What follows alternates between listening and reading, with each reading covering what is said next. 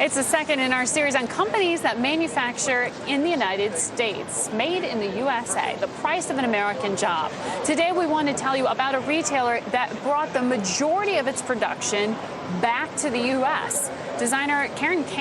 I'm joined this morning by Lonnie Kane. He's the CEO of that company. He joins us from Los Angeles. Lonnie, welcome to InBusiness. You make 80% of your goods here in the U.S. Why did you make that decision to switch production from China back to America? It was a long-term decision. A lot of events occurred over the last couple of years where we had made 50% of our goods in China, 50% of our goods domestically. Economically, the last few years in China, there has been raising labor costs, rising raw material costs, and we were finding ourselves in a position that we could not estimate the cost of our goods and hold that price by the time we would go through the ordering process and bringing the goods back into the United States. And we would set a cost at, say, $10, and then we'd find out a month later that it escalated. To try and deal with that, we started looking at bringing more of our production back. Since we had a background in producing in Los Angeles, it was not that difficult of a task for us.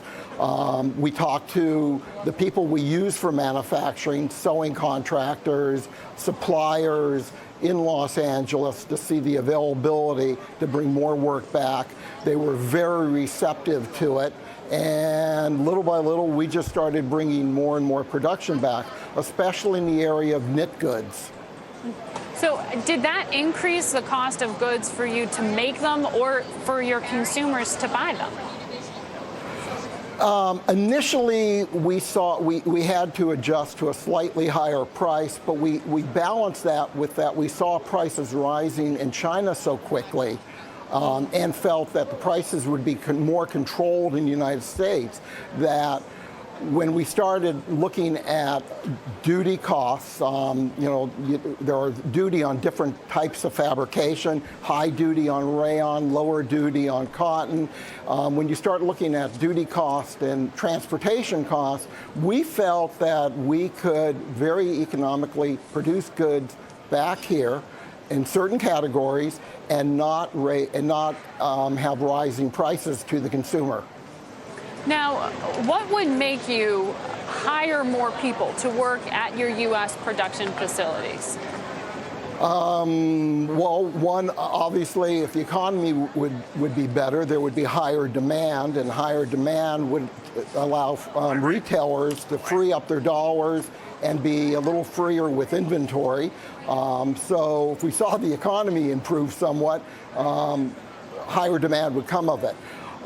We would, obviously, if we had higher demand, we would be hiring some level of staff. So short of the consumer having more money and a job to be able to buy goods, what could the government do to help you hire more? I mean, would you want more of an extension of a payroll tax holiday, as some have offered? Well, actually, a couple things would be really interesting. Work visa program. In the sewing industry in Los Angeles, obviously, there's a lot of illegal immigrants working. If the government is looking to change immigration laws, doing some form of a work visa would allow factories, sewing factories, to hire considerably more people who would be more secure in those positions.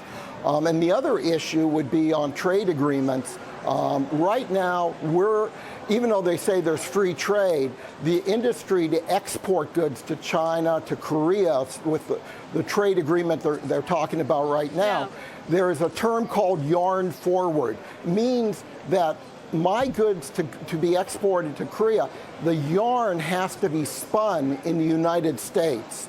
Now, we just don't do that type of work in the United States that much anymore. There is some, but not near what the industry needs. So I think trade agreements need to be re-looked at and really open up that the apparel industry could export to Asia rather than only be an importer. Lonnie, thank you so much for telling us about that decision, what drove it. I appreciate your insight.